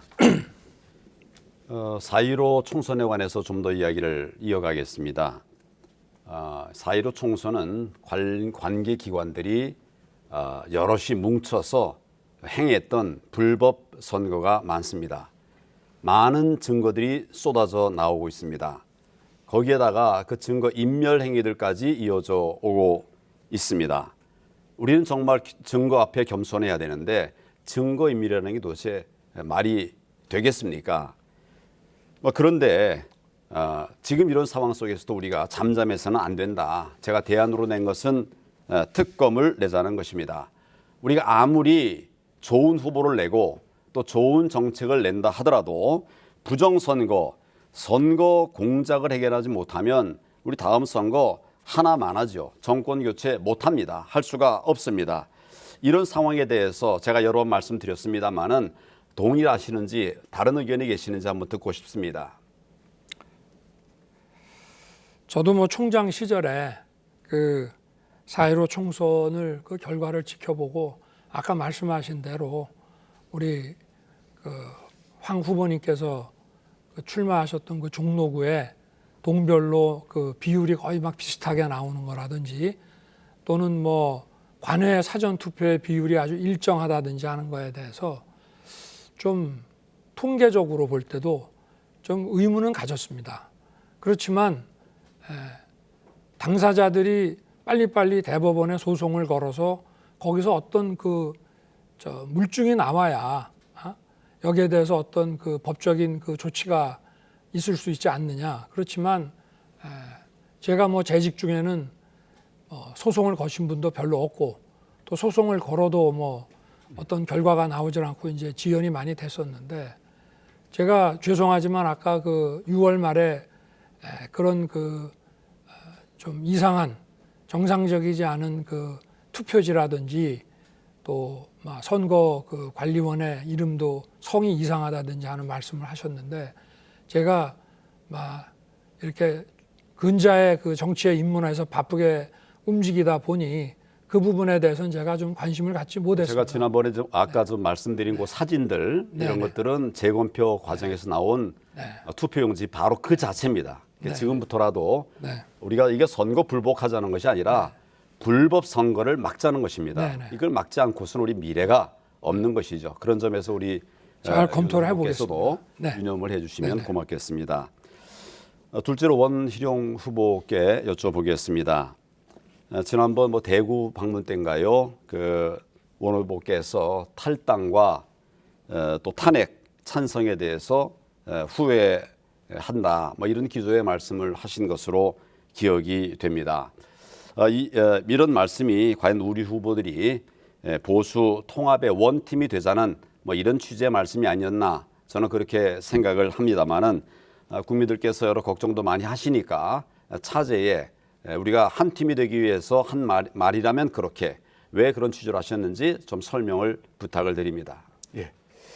그 당시에 그 탄핵이 이루어지는 그 과정에 대한 그 돌아보는 과정들이 있었습니다. 그래서 얘기하는 것은 당시에는 탄핵까지 가지 않을 수 있는 많은 갈래들이 있었고 우리가 더 지혜롭게 그리고 서로 더 힘을 합해서 풀었어야 되는데 돌이켜 보면 아쉬운 점이 많다라는 거였고요. 그럼에도 불구하고 네, 탄핵이 아쉽습니다만- 불가피했다거나 그에 대해서 이미 심판이 나와 있는 여기까지 부분을 하시죠. 되돌리자는 건 아닙니다. 네, 시간이 다 됐습니다. 죄송합니다. 자, 그다음에 6번째입니다. 홍준표 후보님 4분 드리겠습니다. 윤석열 후보님에게 아까 보수 개별의 원죄를 물은 것은 그 당시에 제가 당대표를 할 때입니다. 자고 일어나면 사람이 불려가고 또 어떤 사람은 23번을 불려갔어요. 밤에. 그렇게 불려가서 대통령하고 관련돼라고 그것만 불면 넌 풀어주겠다. 이런 식으로 잔인하게 수사를 해놓고 그건 다 죽은 권력들입니다. 아까 살아있는 권력을 수사했다고 하는데 죽은 권력에서는 잔인하였어요. 살아있는 권력은 다 수사하지 못했어요. 수사하다가 중간에 그만뒀지 않습니까? 그러니까 여기에 대해서 반대 진영에 내가 당대표를 하던 사람으로 매일매일 피눈물을 흘렸다 이거예요. 거기에 대해서 사과할 생각 없습니까? 아까 지금도 계속 보수 괴멸에 검찰 수사가 그 보수를 괴멸시켰다고 말씀을 하시는데 저는 아주 오래전부터 제가 수사를 해오면서 우리 여당이든 야당이든 우리 선량들 지금 국회의원에 대해서는 정말 그 신중하고도 신중하게 저는 응했습니다. 됐습니다. 그분들이 예, 그런데 할 생각이 없으시니까 보수 괴멸이라고 하는 것을 보수 괴멸이 이것 때문에 된 게 아니고 많은 분들은 됐습니다. 후보님께서 야, 당대표 됐습니다. 하실 때 아니 뭐 2018년에 그리고 두 번째 지방선거가 가만히 있어봐. 주도권 토론입니다. 네. 특정 캠프에 대해서 지금 관련이 없다는 게 이제 밝혀졌으면 박지원 공작에 저희 캠프가 관련이 없다는 게 밝혀졌으면 최소한 그것도 사과해야 되지 않습니까? 아니 저는 제가 지금 뭐 우리 캠프 사람들이 어디 가서 무슨 얘기했는지는 모르겠습니다만은 지금 성명불상이라고 하는 거는 그 행위가 박지원 씨와 그 두 사람만으로 아니, 될 수 없기 때문에 아니, 한 것이고 자, 가만히 지금 있어봐. 아직 수사가 시작도 안 되는데 아니, 뭐가 가만히 어떻게 있어봐. 밝혀졌다는 말씀이십니까? 성명불상이라고 했는데 왜 국회의원 2명하고 그 검사로 있는 허접한 애는 국회의원들 여의도 기자들한테 다 퍼뜨려 가지고 당사자가 하루에 100통 이상씩 전화를 받게 합니까? 일주일 동안.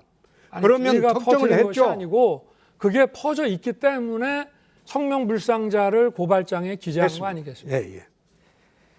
지금 그 의혹이 지금 끝이 없습니다. 엑스파일, 장모 논란, 도이치모터스 주가 논란, 윤우진 뇌물수수 무마 의혹, 고발 사주 지금 24건이 후보한테 고발이 되어 있습니다. 나는 26년 정치에도 이렇게 흠이 많은 후보를 대선 앞두고 본 일이 없어요. 어떻게 돌파하실 거예요? 저는요 총장할 때부터 이 아주 우리 자유한국당에서 저를 인사 검증을 다 하셨고 저는 검증을 다 받아서 이 자리까지 왔으며 그리고 저 하나를 꺾으면은 집권 연장이 가능하다고 해서 계속 이렇게 제가 법을 지키기 위해서 공격을 당했는데 됐습니다. 그거를 자꾸 의혹이라고 예. 지금까지 뭐 나온 게 없지 않습니까? 최근에 지금 2년 계속 가까이 이야기하는 수사를 것 중에서 최근에 계속 이야기하는 것 중에서 언론에서 일일 일망언이라고 합니다. 네. 또 손가발을 사용하는 노동자는 아프리카에서는 한다고 했어요. 그러니까 오늘 아침에 젊은 세대들이 나는 한국계 아프리카인이라고 그럽니다. 그럼 손가발을 사용 안 하고 몸통으로 한다면 자벌레처럼 몸통만으로 일하는 사람이 있습니까? 거기 한번 헤매어 보시죠. 그거는 산업의 국제 분업화 때문에 그 소위 단순 노동에 죄송합니다. 윤 후보님 시간이 다 됐습니다. 다음 또 토론이 있을 테니까요. 그때 한번 다시 말씀해 주시면 될 것 같습니다. 시간이 균등하게 배분돼야 된다는 점 말씀 다시 드리고요. 자, 7번째 하태경 후보님 4분 드리겠습니다. 예, 다시 홍 후보님의 질문 드리겠습니다. 아까 첫 질문에는 박지원 국정원장의 노골적인 정치 협박에 대해서 침묵하셨는데 제가 비판을 했고, 두 번째는 썸 탄다 그러죠. 아주 뭐 사이가 좋게 친하게 지낸다는 젊은이들의 언어인데, 제가 놀란 게 조국 교수랑 요즘 썸 타고 계시더라고요. 홍준표 후보 페이스북을 조국 교수 페이스북에 공유하고 같이 두둔하고, 왜 그러나 봤더니만 아까 이제 일부만 말씀하셨는데, 그 조국 가족 수사는 과잉 수사다. 집요하게 조국 동생 구속하고 오촌 조카 구속에 딸 문제도 건드렸다. 심하게 했지. 목표가 조국 퇴진이니까. 그러니까 이 정치 수사한 거다. 근데 이 이야기들 정겸심 사랑해, 조국 지켜라. 그분들 좋아하는 이야기를 이렇게 대놓고 한 것에 되게 놀랐습니다. 어떻게 이렇게 말씀하실 수 있습니까? 조국 수사가 잘못됐습니까? 나는 잘못된 걸 보면 피아를 가리지 않습니다. 우리 편이라도 잘못된 거는 지적을 하고, 그리고 남의 편이라도 잘된 거는 칭찬을 합니다. 아니 그러면 내가 조국 수사가 잘못됐다고요? 아니 잘못된 게 아니라 과잉 수사했다는 거예요. 아니, 그 뭐가 정가족을 과잉수사입니까? 도려가는 수사는 없어요. 아니 그러면은 아까 제가 가장이 다 책임져야 되는 거다 보고, 이거 완전히 조선시대 경국대전에 나오는 법의식이다. 아니 개인이 잘못했으면 개인이 책임을 져야죠. 그게 자유민주주의예요. 헌법적 원칙 아닙니까? 근데 하나 제가 물어볼게요. 영장 치는 거 판사가 치는 거 아닙니까? 아니 그러면은 증거인멸에 염려가 있고 도주에 우려가 있으면 판사가 영장을 쳐야지. 그럼 내버려 둡니까? 내가 아니, 조국의 편을 드는 게 홍준표 의원님도 아니고. 검사한 적 있죠. 그때는 아니. 도주 우려가 있는데도 그냥 내버려 뒀어요. 도망 다니게. 말을 할 기회를 줘야죠. 말씀해 보세요. 그래.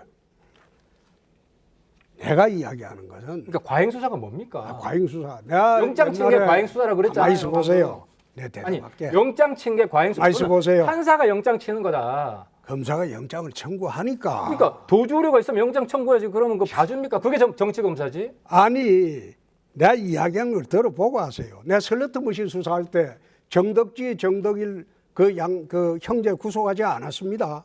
둘 다. 한 사람만 했어요. 제가 그 이거 엄청난 보니까 사건도 정치적 고려로 구속 안 했더라고요. 영장 안 쳤더라고요. 정치적 고려. 본인이 정치 검사했다는 걸 고백해 놓고 왜 아니. 딴 사람을 정치 검사라고 그 정도 하고요. 아니, 이런 식으로 아니 못됐게. 그래서 아니 저는 막말 없어진 줄 알았는데 동료 후보한테 못된 짓을 하고 못되게 한다. 아니, 그거 막말 도지신 겁니다. 막말 도진 게 아니고. 우리 저 윤석열 아이고, 그 정도 역량으로 참. 윤 후보님은 어쨌든 정치권 뒤늦게 와가지고 제가 충고를 안 드릴 수가 없는데요. 최근에 또 노동 유연성 문제에 대해 말이 바뀌셨어요. 안동대 9월 13일 가서는 노동시장 유연해야 된다. 물렁물렁하게 해야 되고 그래야 일자리가 많이 생긴다. 유럽이 그렇게 하고 있다. 최근 변했다. 이 요지를 발표했고, 그런데 15일 이틀 뒤에 노총 가서는 유럽에 노동 유연성이 있는데 이거 받아들일 수 없다. 안정성이 유지되지 않으면 거기서 어떤 인간의 권리를 찾을 수 없다. 이렇게 말이 확 바뀌었어요. 이게 제가 볼 땐 뭐냐면 노총은 세력이 있으니까 노총 눈치 보게 한 거 아닙니까? 참 이 안동대 얘기를 계속 하시는데, 제가 안동대에서도 저는 노동 유연성은 우리가 좀 지향해야 되지만 해고를 함부로 하는 지향입니까? 지향입니까? 지향입니다. 지향해야 되지만. 네, 그러나 해고를 함부로 하는 그런 유연성은 한국 현실에는 맞지 않는다는 것을 안동대에서나 한노총에서나 반드시 분명하게 했습니다. 그럼 노동 유연성을 적당하게 해야지. 저는 그 노동 심하게 하면 안 유연성이라고 된다. 하는 거는 그렇게 애매모호하게 해서 대통령 애매모호한 게 아닙니다. 해고는 우리나라에서 받아들여지기 어렵습니다. 알겠습니다. 자, 시간 또 다 됐네요. 윤석열 후보님 대답할 시간이 좀 없은 것 같은데 질문만 하시고 다음 할 토론회 시간 때 또 한번 기회를 가지시는 게 어떨까 싶습니다. 자, 마지막입니다. 자, 유승민 후보님 4분 드립니다. 우리 8분 후보님 중에 여기 검사 출신이 4분, 판사 출신이 1분.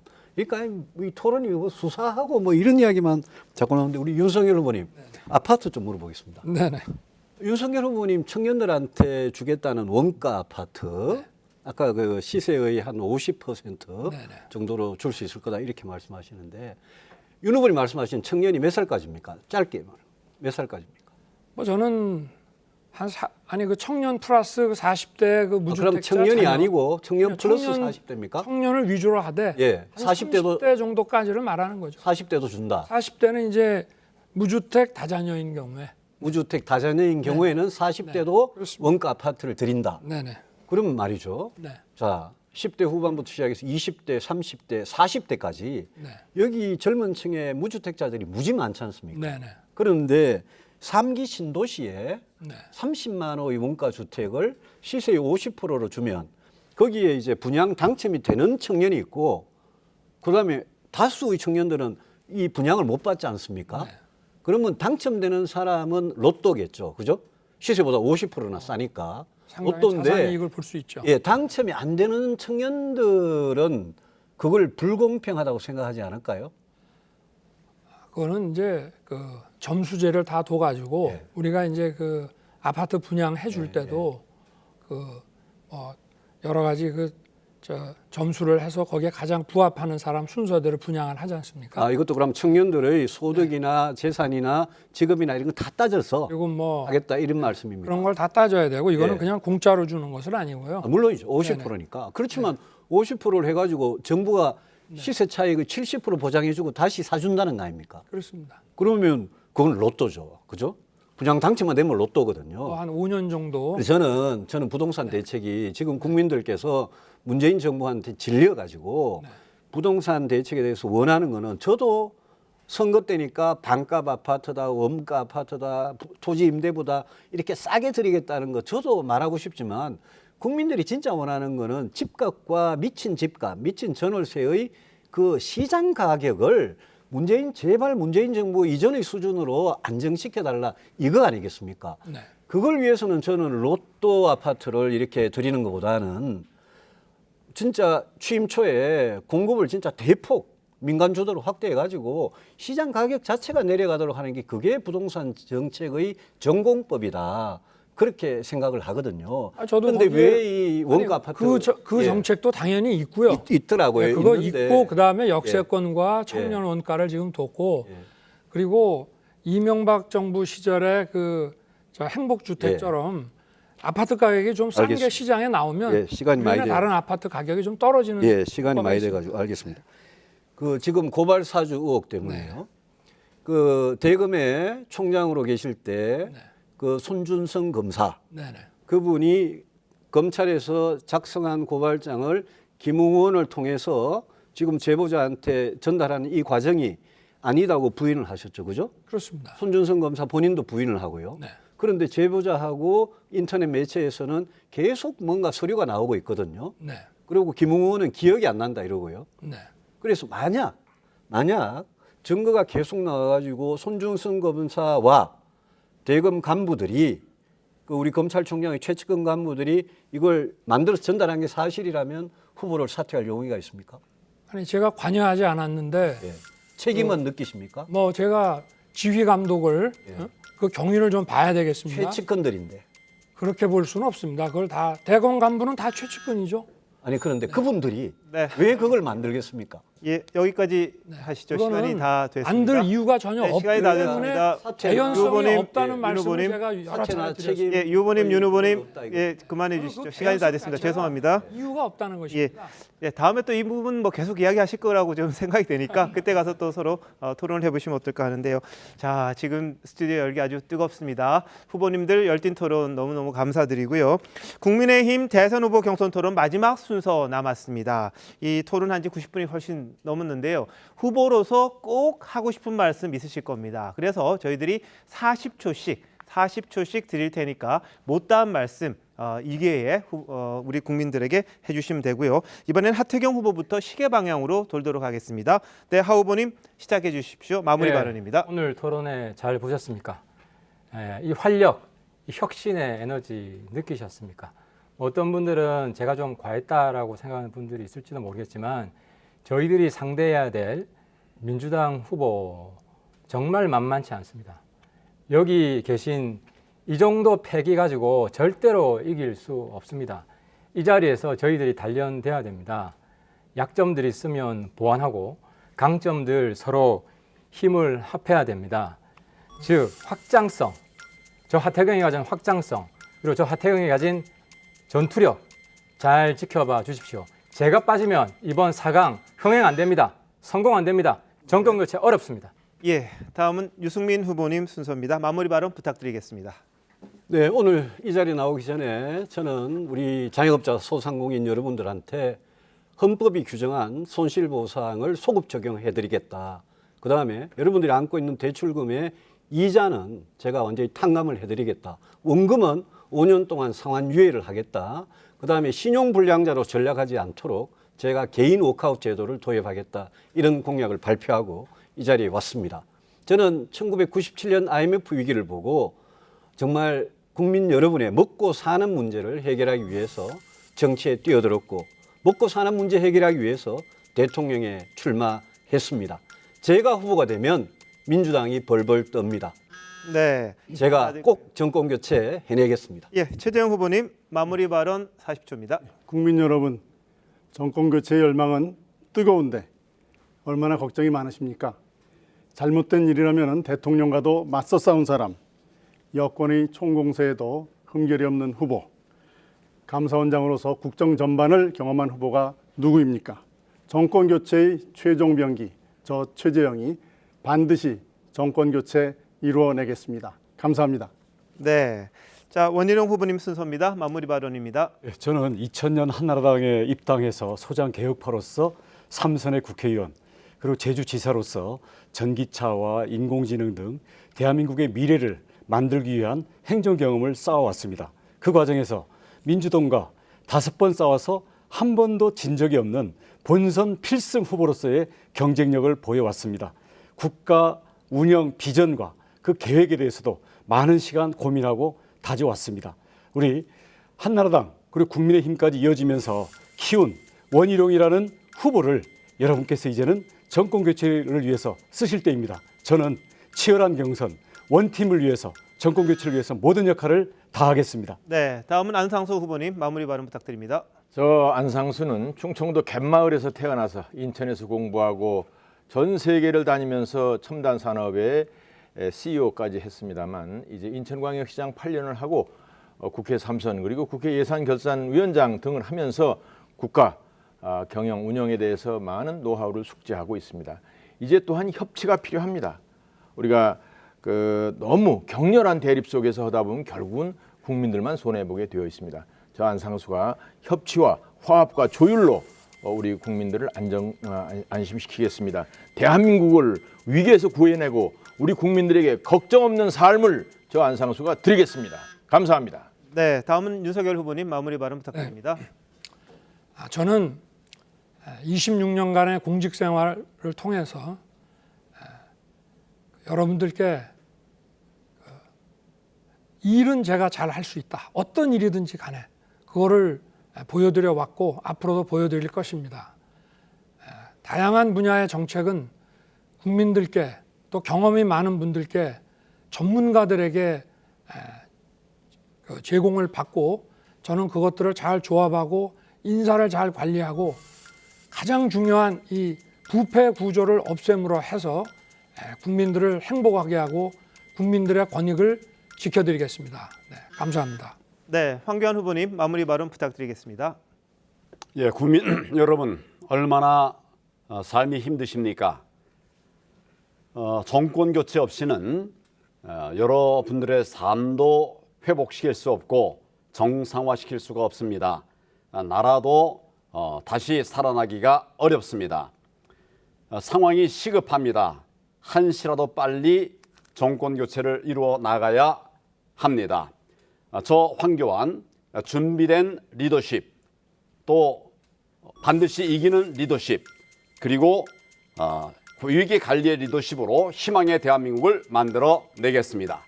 네, 오래 기다리셨습니다. 홍준표 후보님 마무리 발언 부탁드리겠습니다. 몸풀기 토론이었습니다. 잘 보셨습니까? 그 다소 격한 점이 있었지만은 무난했다고 봅니다. 너그럽고 자애스러운 아버지 같은 그런 대통령이 되도록 하겠습니다. 하태경 의원 같은 이런 분도 포용하겠습니다. 그러나 우리 국민을 위협하는 세력에게는 단호하고 용맹스러운 그런 대통령이 되겠습니다. 선진국 시대의 원년을 다지고 국민들에게 꿈과 희망을 주는 그런 대통령이 되도록 하겠습니다. 네. 자, 8분 후보님, 정말 고생 많으셨습니다. 오늘 토론 잘 들었는데요. 1분 뒤에 돌아오겠습니다. 잠시만요. 네, 국민의힘은 앞으로 5차례 토론회를 더 거쳐서요. 10월 6일부터 7일까지 선거인단 투표 30%, 국민 여론조사 결과 70%를 합산해서 10월 8일 최종 후보 4명을 뽑습니다. 오늘 첫 토론회가 국민의힘 후보 선택에 조금이나마 도움이 되셨기를 바라고요. 저희는 내일 이 시간 시사쇼 이것이 정치다로 다시 찾아뵙겠습니다. 시청해주신 여러분 고맙습니다.